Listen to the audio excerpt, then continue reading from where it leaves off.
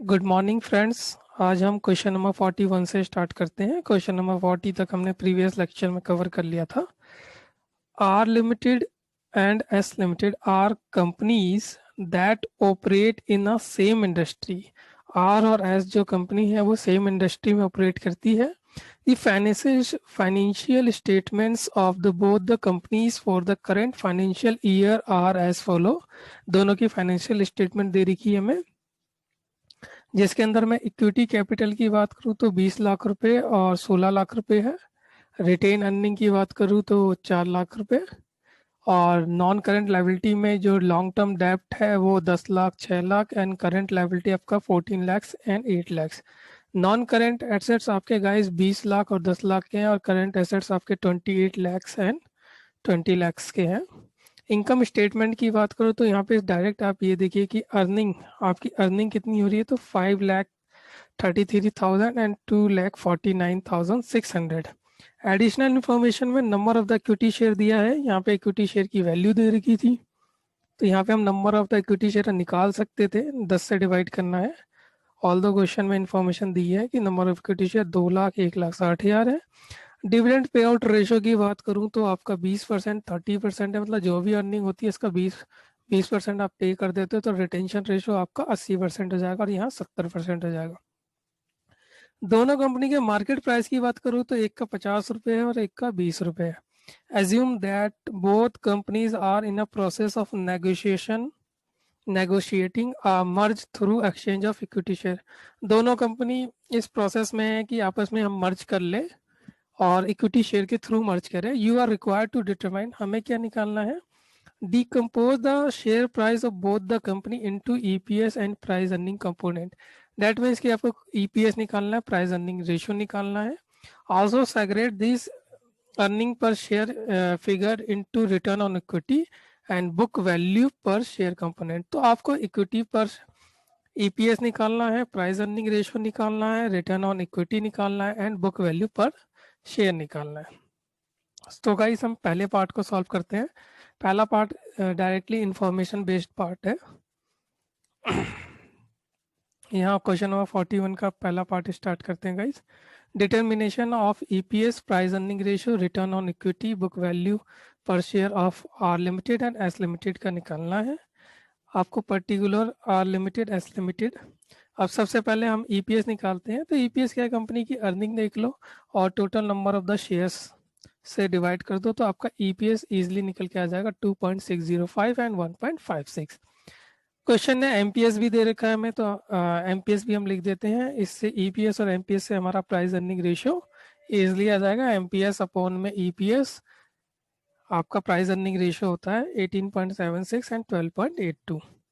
अब गाइज यहाँ पे बुक वैल्यू पर शेयर निकालना है। बुक वैल्यू पर शेयर से पहले आपको कंपनी की नेटवर्थ कह लो या इक्विटी फंड की बात कर लो, तो ये शेयर्स प्लस रिजर्व जो भी आपका रिटेन अर्निंग वगैरह है।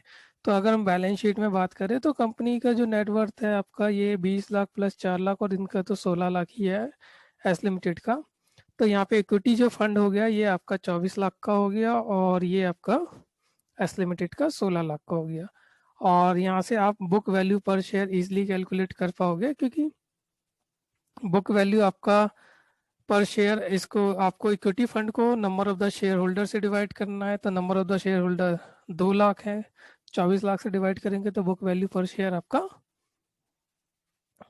12 आ जाएगा। इसको यहाँ पे हम लिख भी सकते हैं कि हाँ, जो भी इक्विटी फंड है, इक्विटी फंड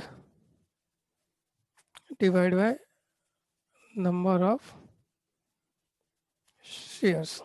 तो गाइज ये बुक वैल्यू पर शेयर आपका 12 रुपीज़ और 10 रुपीज़ आ जाएगा। फाइनल हमें इसको पहले पार्ट में रिटर्न ऑन इक्विटी निकालना है। तो रिटर्न ऑन इक्विटी किसी भी ऑर्गेनाइजेशन में ये होता है कि ऑर्गेनाइजेशन ने कितना कमाया अगर इक्विटी फंड में पैसा लगा है तो गाइज इक्विटी फंड में तो 24 लाख रुपए लगे थे, तो कंपनी ने कमाए थे 5,33,000, और यहाँ पर 16 लाख लगे थे तो कंपनी ने कमाए थे 2,49,600।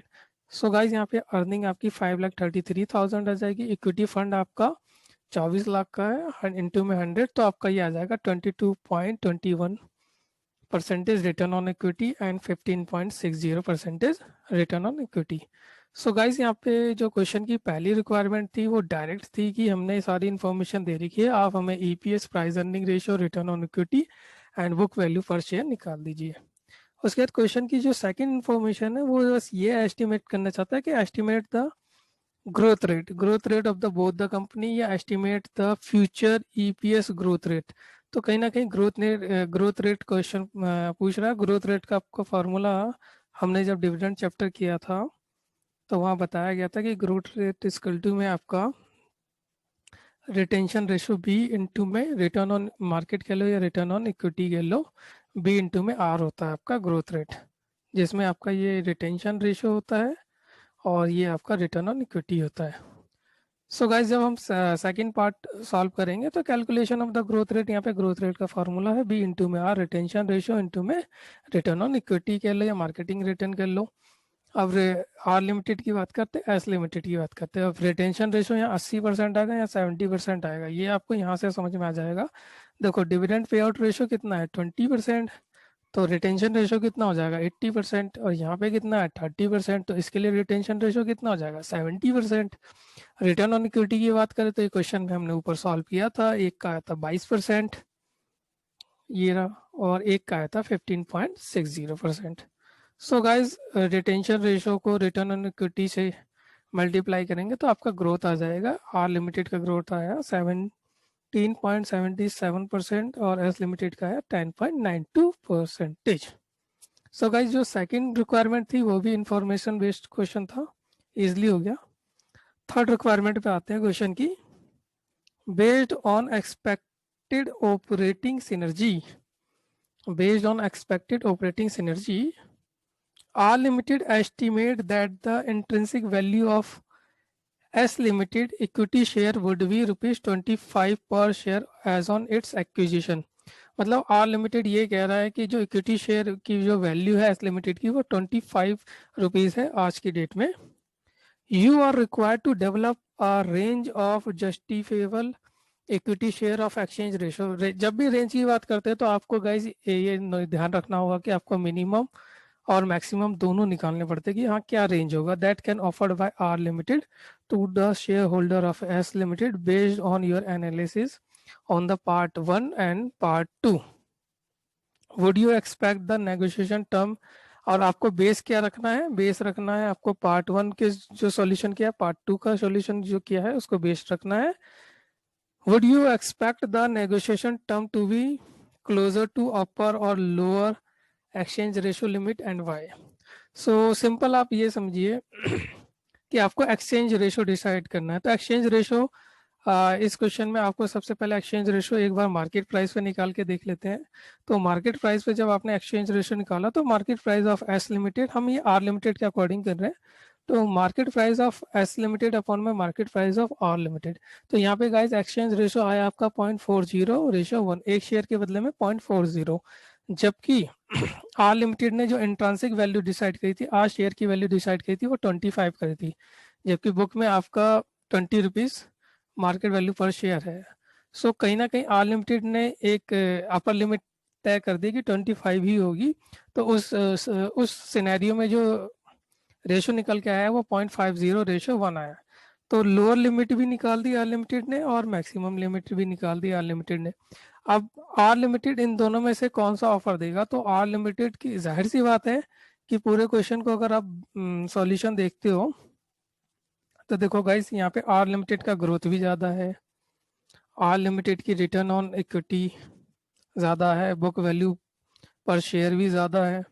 सो इन सबको कंसीडर करते हुए, since R Limited has a higher EPS, price earning, return on equity and higher growth, negotiation would be expect closer to lower limit।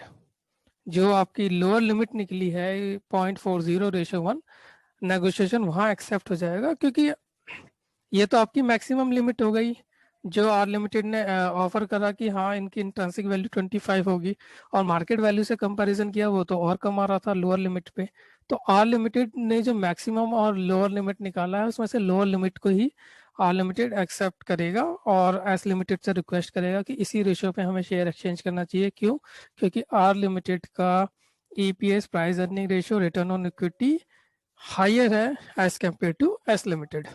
So guys third point में हमें सिर्फ कंपैरिजन करना था कि हमें इंट्रिंसिक वैल्यू मेथड से और market पर मार्केट प्राइस पर शेयर दोनों में से जो लोअर अपर लिमिटेड है कौन सा और किसकी नेगोशिएशन में किसको एक्सेप्ट किया जाएगा। सो थर्ड पॉइंट एक कंक्लूजन था, बाकी फर्स्ट और सेकंड में आपको सॉल्यूशन देना था क्वेश्चन की रिक्वायरमेंट के अनुसार। सो गाइज यहाँ पे क्वेश्चन नंबर 41 अच्छा क्वेश्चन था, कंप्लीट होता है हमारा। क्वेश्चन नंबर 42 पे आते हैं गाइज।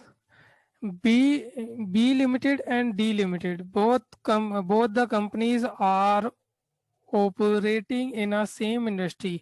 वैसे क्वेश्चन नंबर 42 की बात करूँ तो इस क्वेश्चन नंबर 41 का ही एक एक्सटेंड वर्जन है, मतलब क्वेश्चन नंबर 41 की सारी रिक्वायरमेंट जो थी वो तो मिलेगी, प्लस में एक दो पॉइंट एक्स्ट्रा है। तो क्वेश्चन नंबर 41 42 हम कह सकते हैं कि मोर और लेस सिमिलर है, फिर भी हम इसे प्रैक्टिस के लिए कर लेते हैं। B A limited and D A limited both companies are operate in same industries.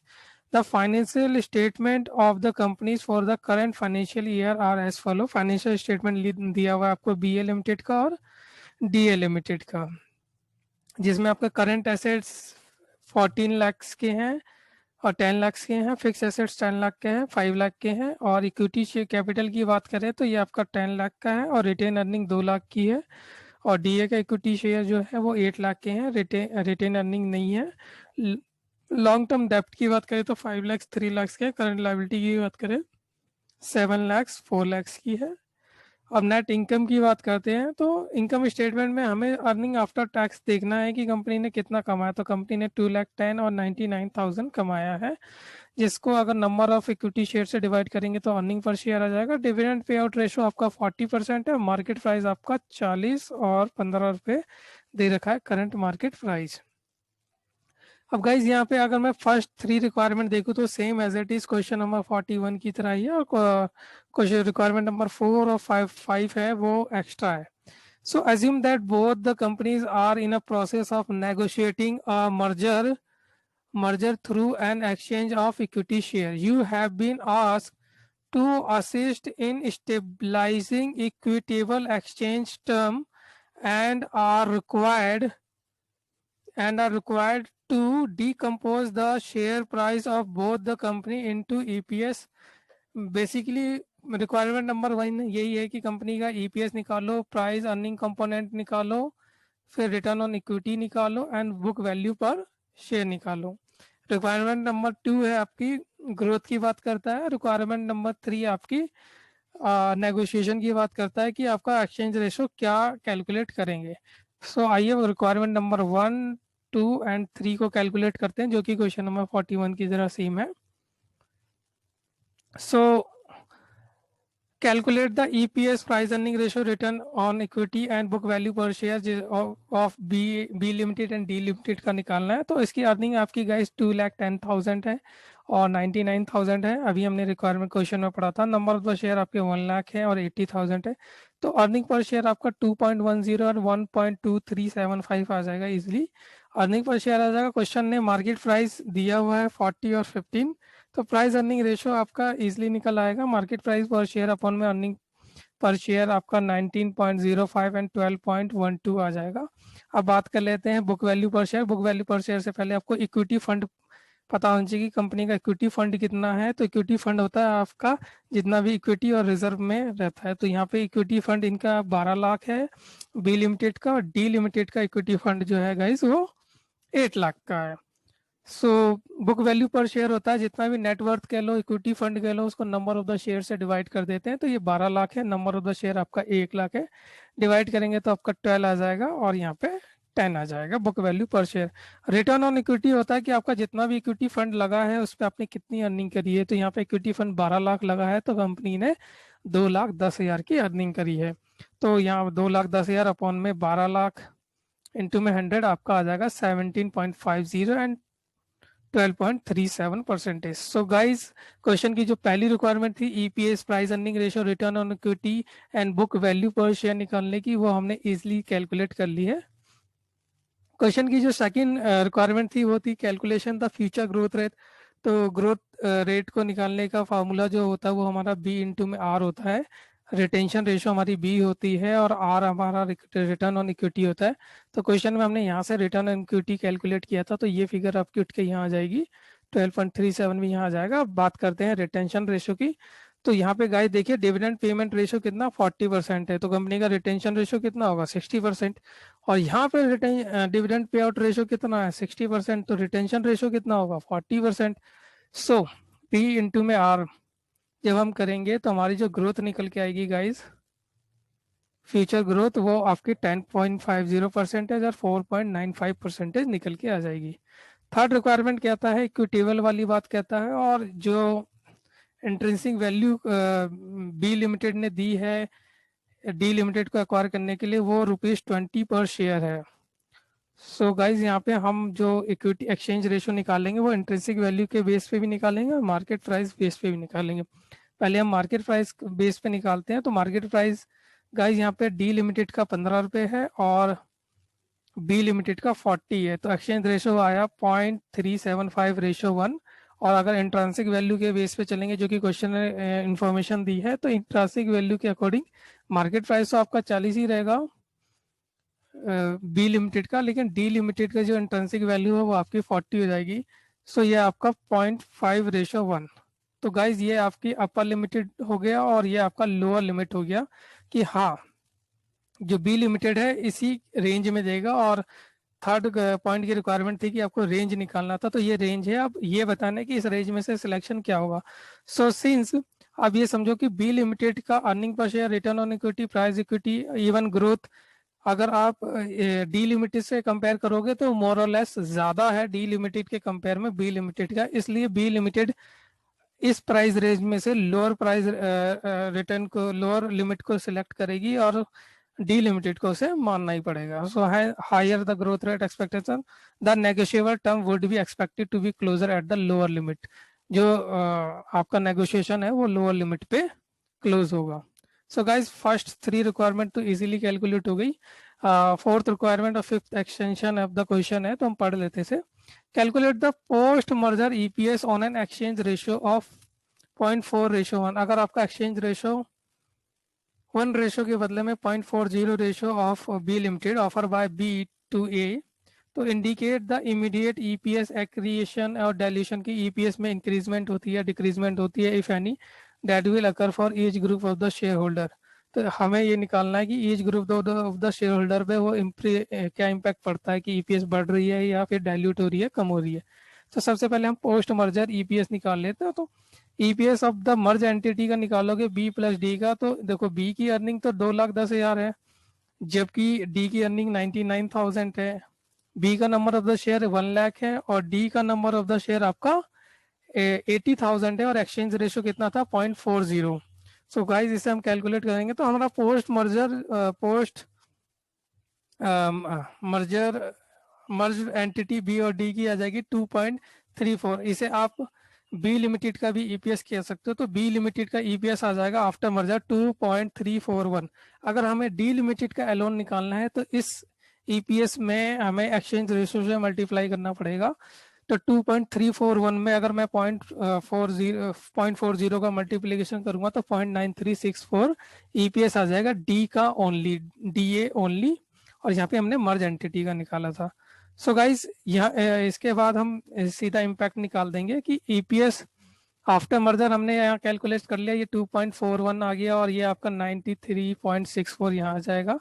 और बिफोर मर्जर जो ईपीएस हमने क्वेश्चन में कैलकुलेट किया था वो मैं दिखा देता हूँ कि यहाँ पे हमने ईपीएस कैलकुलेट किया था 2.10 एंड 1.2375। सो ये फिगर यहाँ पे आ जाएगी कंपैरिजन करने के लिए 2.1 एंड 1.2375, ये आपका बिफोर मर्जर ईपीएस था। तो ईपीएस बीए लिमिटेड के तो केस में आपका ईपीएस इंक्रीज हो रहा है पहले से बेटर, बट डीए लिमिटेड के केस में आपका इंक्रीज ईपीएस डिक्रीज हो रहा है। क्वेश्चन की यही रिक्वायरमेंट थी जो कि हमने सॉल्व कर दी। गाइस इसके बाद पॉइंट नंबर 5 पे आते हैं। बेस्ड ऑन एक्सचेंज रेशो, तो यही लिखना है 0.4:1, assuming that BA pre-merger price earning ratio will continue to the after the merger, मतलब प्राइस अर्निंग रेशियो सेम ही रहेगी, जो पहले थी वो अभी भी रहेगी बीए लिमिटेड की। Estimate the post merger market price निकालना एंड आल्सो रिजल्टिंग, उसका क्या इम्पैक्ट पड़ता है कि पोस्ट मर्जर के बाद मार्केट प्राइस इंक्रीज हुआ डिक्रीज हुआ, बेसिकली वही निकालना है। तो पोस्ट मर्जर आपको मार्केट प्राइस निकालना है, तो एमपीएस आपको आफ्टर मर्जर निकालना है। तो आपको ईपीएस आफ्टर मर्जर पड़ता है, प्राइस अर्निंग रेशियो आपका 9.05 है, ये मैं दिखा देता हूँ। देखो प्राइस अर्निंग रेशियो हमने यहाँ निकाला था 9.05, तो प्राइस अर्निंग रेशियो आपका 9.05 है गाइज, और अभी आपने ये 2.341 ईपीएस निकाला था पोस्ट मर्जर का। तो अगर ईपीएस में प्राइस अर्निंग रेशियो क्योंकि सेम है, क्वेश्चन कहा है, तो मल्टीप्लिकेशन कर देंगे तो बीए लिमिटेड का आपका मार्केट प्राइस आ जाएगा 44.60। ये गाइस मार्केट प्राइस आ गया। अगर इस मार्केट प्राइस में मैं एक्सचेंज रेशियो से मल्टीप्लिकेशन कर दूं, यहाँ पे गाइस ये गलती मत करना कि यहाँ पर भी ईपीएस ले लेना आप 0.9364 का, और इसको डीए लिमिटेड के आप प्राइस अर्निंग रेशियो से मल्टीप्लाई करने जाओ। आप यहाँ पे सिंपल ये करेंगे कि 44.60 मार्केट प्राइस आया है, अगर उसको हम एक्सचेंज रेशियो से मल्टीप्लाई कर देते हैं तो डीए लिमिटेड का मार्केट प्राइस आफ्टर मर्जर आ जाएगा। तो ये बीए लिमिटेड का मार्केट प्राइस आ गया और डीए लिमिटेड का मार्केट प्राइस आ गया। बिफोर में हमें क्वेश्चन में 40 और 15 तो दे ही रखा था स्टार्टिंग में कि एमपीएस बिफोर मर्जर कितना है, तो इस केस में बीए लिमिटेड का भी मार्केट प्राइस इंक्रीज हुआ है और डीए लिमिटेड का भी मार्केट प्राइस गाइज इंक्रीज हुआ है। So hence MPS accretion. So guys question number में 42 की बात करूं, तो अगर कोई बच्चा क्वेश्चन नंबर 42 कर लेता है तो उसे 41 करने की ज़रूरत नहीं है, और वैसे अगर दोनों क्वेश्चन अंडरस्टैंड कर लो तो इजीली ये सॉल्व हो जाएगा। सो गाइज यहाँ पे हमारा क्वेश्चन नंबर 42 कंप्लीट होता है। क्वेश्चन नंबर 43 पे आते हैं दोस्तों, बहुत ही इंपॉर्टेंट क्वेश्चन है, कभी कभी एग्जाम में डायरेक्ट आ जाता है, 8 से लेके 12 मार्क्स के बीच में आता है। Bank R was stabilize in 2005 and doing banking in India, banking in India में कर रहा है। The bank is facing do or die situation, bank की डू और डाई सिचुएशन आ गई है। There are a problem of gross NPA, जो bank का ग्रॉस एनपीए है वो बढ़कर 40% हो गया। एंड सीएआर या फिर CRAR, capital adequacy and capital risk weight ratio, जो सीएआर रेशियो है वो बैंक का रिड्यूस होकर 4% तक आ गया। जो net worth of the bank है, net worth of the bank is not good, bank का नेट वर्थ भी अच्छा नहीं है। Share are not traded regularly, shares भी रेगुलरली नहीं बिक रहे मार्केट में, और लास्ट वीक जो इसका मार्केट प्राइस था वो 8 रुपये पर शेयर था। रियली में बैंक बुरी हालत से गुजर रहा है। RBI audit suggested that bank has either to liquidate or to merge with other bank, कि आरबीआई सजेस्ट कर रहा है कि इसको किसी और बैंक के साथ मर्ज कर दीजिए या फिर इसको कुछ लिक्विडेट मनी दीजिए। Bank P is a professionally manage, bank P है वो प्रोफेशनली मैनेज कर रहे हैं, मैनेजेबल है विद द लो ग्रॉस, जिसका एनपीए देखो आर लिमिटेड का 40% है, वहीं पी लिमिटेड का सिर्फ 5% का एनपीए है। And it has net NPA, जो है नेट एनपीए तो इनका जीरो ही है। एंड अगर इसके कैपिटल एडिक्वेसी रेशियो की बात करें तो एसेट्स के रिगार्डिंग इनका जो कैपिटल है वो 16% है, जो कि एक ठीक है एज कम्पेयर टू आर, उनका तो कैपिटल जो है उनके एसेट्स के अगेंस्ट में सिर्फ और सिर्फ 4% है। Its share is quoted in the market, और मार्केट में कितने रुपए का इसका शेयर बिक रहा है, 128 rupees per share. Board of the director of P has submit a proposal to RBI to take over the bank R on the basis of share exchange ratio के बेस में वो आर लिमिटेड को take over करना चाहते हैं। The balance sheet of both the bank, दोनों बैंकों की बैलेंस शीट दे रखी है, ये आर लिमिटेड है, ये आपका पी लिमिटेड है। अब आर लिमिटेड की जो बैलेंस शीट है इसमें पेड अप शेयर कैपिटल की बात करूं मैं गाइस, तो ये 140 है एंड 150 है। और रिजर्व एंड सरप्लस की बात करूं तो ये आपका 70 लाख है और ये आपका 550 लाख है। डिपॉजिट की बात करूं तो 4 लाख एंड 4,000 लाख है एंड 40,000 लाख है। अदर लाइबिलिटी की बात करूं तो 890 है, 2500 है, ये टोटल लाइबिलिटी आ गई। अगर मैं एसेट्स की बात करूँ तो cash in the bank with RBI आपका 400 है और यह 2500 है। बैलेंस विद अदर बैंक तो यहाँ है ही नहीं, यहाँ पे 2000 लाख है। इन्वेस्टमेंट की बात करूँ तो 1100 है या 15,000 है। एंड एडवांस की बात करूँ तो 3,500 एंड 27,000। अदर एसेट्स की बात करूँ तो 100 लाख एंड 2,000 लाख। तो टोटल एसेट्स भी गाइज यहाँ पे, टोटल एसेट्स आपकी 5,100 एंड 48,500 है। It was decide to issue shares, क्योंकि जो भी करना है on the basis of share exchange ratio पे करना है। It was decided to issue share at book value, जो शेयर इशू करना है बुक वैल्यू पे ही करना है। बुक वैल्यू कितनी है, ₹10 ईच है of P to the share holder of R. अब वो एक्सचेंज रेशियो डिसाइड करना है।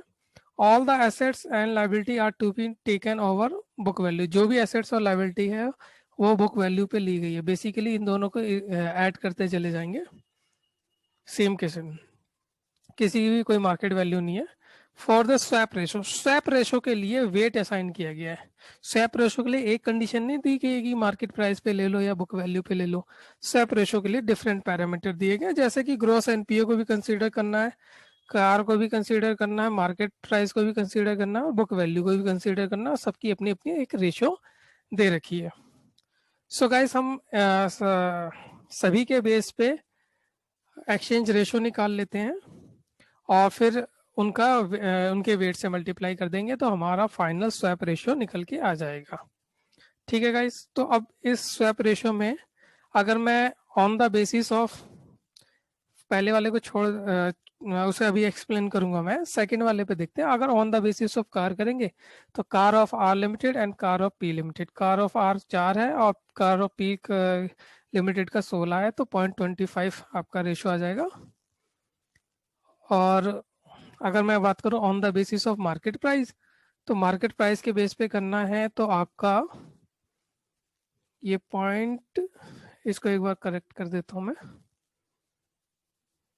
0.0625। हाँ, तो M P S of R limited upon में M P S of P limited, ये आ जाएगा आपका। और उसके बाद बुक वैल्यू के बेस पे करेंगे तो book value of R limited upon में book value of P limited, ये आपका 0.125 आ जाएगा। अब बात करते हैं पहले वाले की। देखो गाइस, फर्स्ट में आप नोटिस करोगे कि जो ग्रॉस एनपी लेना है यहाँ पर आर लिमिटेड का ना लेकर पी लिमिटेड का लेना है, और ग्रॉस एनपी ऑफ यहाँ पे पी लिमिटेड का ना लेकर आर लिमिटेड का लेना है। बेसिकली अगर हम इन तीनों में करें या अभी तक हमने जब भी शेयर एक्सचेंज रेशो निकाला है, तो जो ओल्ड कंपनी होती है उसका एक्सचेंज रेशो ऊपर, उसकी इंफॉर्मेशन ऊपर आती है, और जो न्यू कंपनी होती है उसकी इंफॉर्मेशन नीचे आती है। तीनों में यही कह रहा है। बट इस केस में हमने रिवर्स सिर्फ इसलिए कर दिया है क्योंकि ग्रॉस एनपीए का जो केस होता है, आप नोटिस करोगे ये ग्रॉस एनपीए जितना आपका हाईएस्ट होता है उतना ही ये बुरा होता है। तो ऐसा नहीं कर सकते कि यहाँ पर हम इस फार्मूले को वही नॉर्मल तरीके से रखें और फिर ग्रॉस एनपीए को आपको 40 रख के अपॉन में 5 कर दे और आपका एक्सचेंज रेशो 8 निकल के आ जाए, जो कि फेवरेबल नहीं होगा। बाकी अगर बाकी के सारे कंडीशन देखो तो देखो यहाँ पे 4 है, पी लिमिटेड का 16 है, तो बाकी, और यहाँ मार्केट प्राइस 8 है, उनका 128 है। तो बाकी के केस में तो ये सारे के सारे फेवर में है। क्यों? क्योंकि ये जितने ज्यादा होते हैं उतना बेटर होता है। बट ग्रॉस एनपीए के केस में ये ज्यादा होना बुरा होता है। इसलिए जो हम एक्सचेंज रेशो निकालेंगे वो इसका आप रिवर्स करके निकालोगे तो वो ज्यादा बेटर आएगा। इसलिए हमने जो ग्रॉस एनपीए लिया है वो पी लिमिटेड का ऊपर ले लिया, ग्रॉस एनपीए आपका आर लिमिटेड का रिवर्स। बेसिकली ये फार्मूला ही रिवर्स कर दिया हमने ड्यू टू ग्रॉस एनपीए आपका ये 40%, क्योंकि ये जितना ज़्यादा होता है उतना बैड होता है। फिर इसको बेस रखकर एक्सचेंज रेशो निकालना is not a good calculation. So guys, ये बात अगर आप नोटिस कर लोगे तो यहाँ पे एक्सचेंज रेशो निकालना बहुत ही आसान हो जाएगा। ये 0.125 आ जाएगा। अब इनका वेट असाइन कर रखा है तो ऐसी कैलकुलेशन हमने पहले भी करी है, वेट असाइन करके इनका एक्सचेंज रेशो निकाल लोगे 0.125 आएगा। अब नंबर ऑफ द शेयर्स की बात करते हैं। तो देखो, आर लिमिटेड के नंबर ऑफ द शेयर्स कितने हो गए? 14 लाख हो गए। 14 लाख को अगर मैं शेयर एक्सचेंज रेशो से मल्टीप्लाई करूँ तो 1.7 लाख के शेयर आ जाएंगे। और शेयर को कौन सी वैल्यू पे इशू करना है? बुक वैल्यू पे इशू करना है। बुक वैल्यू मैंने पहले क्वेश्चन में बता दी थी, बुक वैल्यू कितनी है? ₹10 है। तो यहाँ पे आप 1.7 लाख को 75 लाख को 10 से मल्टीप्लाई करोगे तो 17,50,000 आ जाएगा। डेट मीन्स कि पी लिमिटेड आर लिमिटेड को 17,50,000 में ले रही है। अब यहाँ पे आर लिमिटेड की बुक वैल्यू देखते हैं। तो गाइज आर लिमिटेड की जो बुक वैल्यू है या इक्विटी वैल्यू कह लो, वो आ रही है आपकी 210 और पी लिमिटेड ने 210 की बुक वैल्यू लेकर सिर्फ कितने शेयर इशू करे हैं? 17.50 की। तो कहीं ना कहीं पी लिमिटेड को 192.50 का फायदा हो गया, दैट इज कैपिटल रिजर्व। अगर लॉस होता तो उसको हम गुडविल में डिनोट करते। उसके बाद आप बैलेंस शीट को मर्ज कर दीजिए। देखो कैश तो आपका एग्जैक्टली जुड़ जाएगा और बैलेंस विद अदर बैंक भी जुड़ जाएगा, इन्वेस्टमेंट भी जुड़ जाएगा, एडवांसेस भी जुड़ जाएगा, अदर एसेट्स भी आपके जुड़ जाएंगे। यहाँ पे लायबिलिटी भी जुड़ जाएगी, डिपॉजिट भी जुड़ जाएगा। कैपिटल रिजर्व आपने निकाल लिया है, उसे आप यहाँ लिख दोगे। रिजर्व एंड सरप्लस तो आपका जो पी लिमिटेड का 5,500 वही आएगा। और पेड अप कैपिटल की बात करूँ तो यहाँ पे गाइस पेड अप कैपिटल पहले कितना था? 500 था और यहाँ पे अब वैल्यू कितनी हो गई? 17.50 की। तो ये आ जाएगा आपका 517.50। सो गाइज यहाँ पे जो थर्ड रिक्वायरमेंट है क्वेश्चन की बैलेंस शीट बनाने की, वो भी पूरी हो जाएगी और यहाँ पे बैलेंस आपका टैली हो गया। सो यहाँ पे क्वेश्चन की जो पहली रिक्वायरमेंट थी स्वैप रेशियो निकालना, ये इजीली निकल गया। दूसरी रिक्वायरमेंट थी हाउ मेनी शेयर्स, तो ये इसी की इन्फॉर्मेशन में ये निकल जाएगा। थर्ड इन्फॉर्मेशन थी बैलेंस शीट निकालना, तो आप एक बार कैपिटल रिजर्व निकाल लो, उसके बाद बैलेंस शीट को दोनों को ऐड करते चले जाओ, बैलेंस शीट आपकी टैली हो जाएगी। उसके बाद क्वेश्चन की जो फोर्थ इन्फॉर्मेशन है, इस पूरे क्वेश्चन में से फोर्थ इन्फॉर्मेशन है जो थोड़ी सी लॉजिकल है। सो इसे सॉल्व करते हैं। Calculate car and gross NPA of P after merging. Basically ये मर्ज एंटिटी का कार और मर्ज एंटिटी का ग्रॉस एनपीए पूछ रहा है इन परसेंटेज। तो इसको निकाल देते हैं लॉजिकल फॉर्मूले से कि मर्ज एंटिटी का क्या होगा कार और मर्ज एंटिटी का ग्रॉस एनपीए क्या होगा। तो सबसे पहले गाइस कार की फुल फॉर्म लिखते हैं। तो कार की क्या है? ये टोटल एसेट्स अपॉन में risk weighted assets, total capital upon में रिस्क वेटेड एसेट्स होता है। अब बुक में हम देखें, यहाँ बैंक आर है, बैंक पी है। बैंक आर का कार आपका 4% था, कार वाली इंफॉर्मेशन मिल गई। और टोटल कैपिटल आपका 210 था। जबकि बैंक पी की बात करें तो इनका कार कितना था? 6% और टोटल कैपिटल कितना है? 6,000 लाख का। ये मैं दिखा देता हूँ आपको। ये देखिए गाइस, ये टोटल कैपिटल हो गया 6,000 लाख का और ये आपका 210 लाख का। ओके गाइस, सो हमें ये इंफॉर्मेशन भी मिल गई कार की और हमें टोटल कैपिटल भी मिल गया कितने का? 210 लैक्स का। तो आपका जो रिस्क वेट है, रिस्क वेट आप ये अपने आप में 4% हो गया। तो अगर मैं इसे 4% से डिवाइड कर दूं तो मेरा रिस्क वेट एसेट्स आ जाएगा। तो मेरा रिस्क वेट बेसिकली मेरे को ये इन्फॉर्मेशन दे दी है तो मैं रिस्क वेट एसेट निकाल सकता हूँ। तो बैंक आर का रिस्क वेट एसेट्स आ जाएगा 5250 लैक्स और बैंक पी का आ जाएगा 37500। गाइज मर्ज करेंगे तो ये दोनों के दोनों एसेट जुड़ जाएंगे, तो ये एसेट्स बन जाएंगे 42750 के एसेट्स बन जाएंगे और कैपिटल आपकी बन जाएगी 6210 की। अब आपके पास कैपिटल भी है, आपके पास रिस्क वेट भी है, तो आप परसेंटेज निकाल सकते हैं। ये आपका कैपिटल, ये आपका रिस्क वेट, मल्टीप्लाई में 100, आपका परसेंटेज आ गया 14.53। क्वेश्चन ने परसेंटेज ही पूछी थी कि मर्ज एंटिटी का जो कार है उसका क्या परसेंटेज होगा। सेकंड उसी में पॉइंट नंबर 4 में क्वेश्चन ने सेकंड इन्फॉर्मेशन पूछी है कि ग्रॉस एनपीए रेशो क्या होगा। तो ग्रॉस एनपीए रेशो का फॉर्मूला क्या था, वो भी मर्ज एंटिटी का पूछा है, इंडिविजुअल का तो क्वेश्चन ने खुद ही दिया है। तो ग्रॉस एनपीए अपॉन में ग्रॉस डिपॉजिट इनटू में 100। अब क्वेश्चन ने gross NPA ratio 0.40 and 0.05, question ने ग्रॉस एनपीए खुद ही दिया हुआ है ये आपका। ओके, अब ग्रॉस डिपॉजिट की बात करें तो क्वेश्चन ने 3500। पहले तो मैं ग्रॉस एनपीए दिखा देता हूँ। हमने क्वेश्चन में सबसे पहली इन्फॉर्मेशन यही पढ़ी थी। देखो पी का तो है 5%, तो 0.05 हो गया और आर का कितना है? 40% है, तो 0.40 हो गया। तो ग्रॉस एनपीए तो हमने दिखा दिया, ये आपका ग्रॉस एनपीए हो गया। अच्छा, क्वेश्चन ने ग्रॉस डिपॉजिट भी दे रखा है, तो ग्रॉस डिपॉजिट कितना है? बैंक ने कितना एडवांसेस दे रखा है बेसिकली। तो ये डिपॉजिट आप ये वाला ना कंसीडर करके आपको डिपॉजिट ये वाला कंसीडर करना है। तो आपको आपने कितना एडवांस दिया हुआ है बेसिकली, तो एडवांस दिया हुआ है 3,500 एंड 27,000। इसके अगेंस्ट में आपका ग्रॉस एनपी है, तो आपका एडवांस 3,500 एंड 27,000 है। सो गाइज आपका एडवांस टोटल डिपॉजिट जो है 3,500 लैक्स है एंड 27,000 लैक्स है। सो गाइज यहाँ पे आपको ग्रॉस एनपीए दे रखा है और ग्रॉस डिपॉजिट भी दे रखा है आपका 3,500 का और 27 लैक्स का। तो यहाँ पे आप ग्रॉस एनपीए इजिली निकाल सकते हो। ये आपका मल्टीप्लीकेशन हो जाएगा, ये मल्टीप्लीकेशन हो जाएगा तो ग्रॉस एनपीए आ गया आपका 1,400 lakhs and 1,350 lakhs. So guys अगर ग्रॉस एनपीए को मैं ऐड कर दूँ तो मेरी मर्ज एंटिटी का ग्रॉस एनपीए आ जाएगा और मेरी मर्ज एंटिटी का gross deposit debt is advances आ जाएगा 30500।